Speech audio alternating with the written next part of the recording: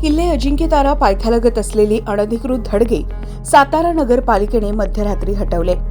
काळोख्या रात्री केलेल्या या स्ट्राईकद्वारे हे अतिक्रमण काढले असून यावेळी पोलिसांचा तगडा बंदोबस्त तैनात करण्यात आला होता।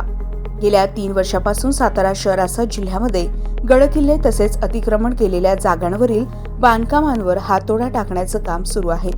यामध्ये प्रामुख्यानं प्रतापगडावरील अफजल खानाच्या कबरीचं उदांतीकरण व अतिक्रमण केलेली जागा 2.5 वर्षापूर्वी पोलीस बंदोबस्तात पहाटेच भुईसपाट करण्यात आली होती। त्यानंतरही गड किल्ल्यावरील अतिक्रमणे प्रशासनाच्या रडारवर होती आणि अशातून आता अजिंक्यतारा किल्ल्याच्या पायथ्याशी असणारी अनधिकृत 2 धडगी जमीनदोस्त करण्यात आलेली आहे।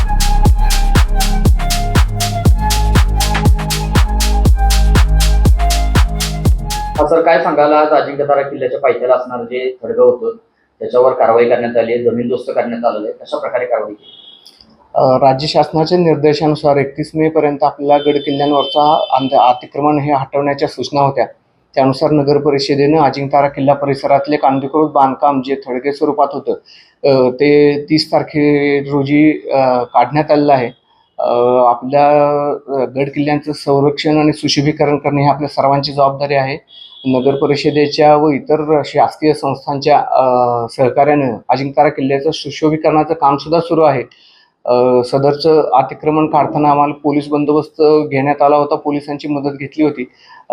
त्यामुळं माझं सर्वांना आव्हान आहे की आपण आपले गड किल्ल्यांचं व तसेच शहराच्या परिसराचं सौंदर्यीकरण सुशोभीकरण कायदेशीर राखण्यासाठी कोणत्याही प्रकारचं अनधिकृत बांधकाम करू नये आणि असं जर आढळून आल्यास नगर परिषद त्यावर सक्तीने कारवाई करेल।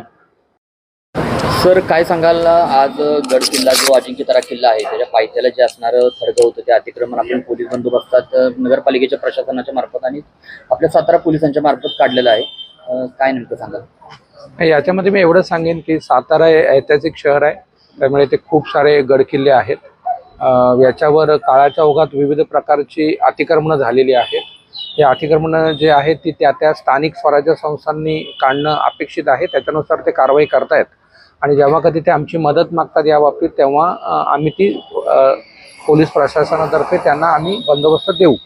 यामध्ये दुसरं एक फक्त महत्त्वाचं आहे, जे काल थडगं काढलं त्याच्यामध्ये कोणत्याही प्रकारे नागरिकांनी अफवांवर विश्वास ठेवू नये, कारण म्हणजे कोणी काढलं, ह्यांनी काढलं, त्यांनी काढलं, ह्याच्यापेक्षा कायदेशीर मार्गाने स्थानिक प्रशासनानेच रीतसर ते काढलेलं आहे आणि त्या ठिकाणीच पोलीस सहकार्य करतील स्थानिक प्रशासनाला।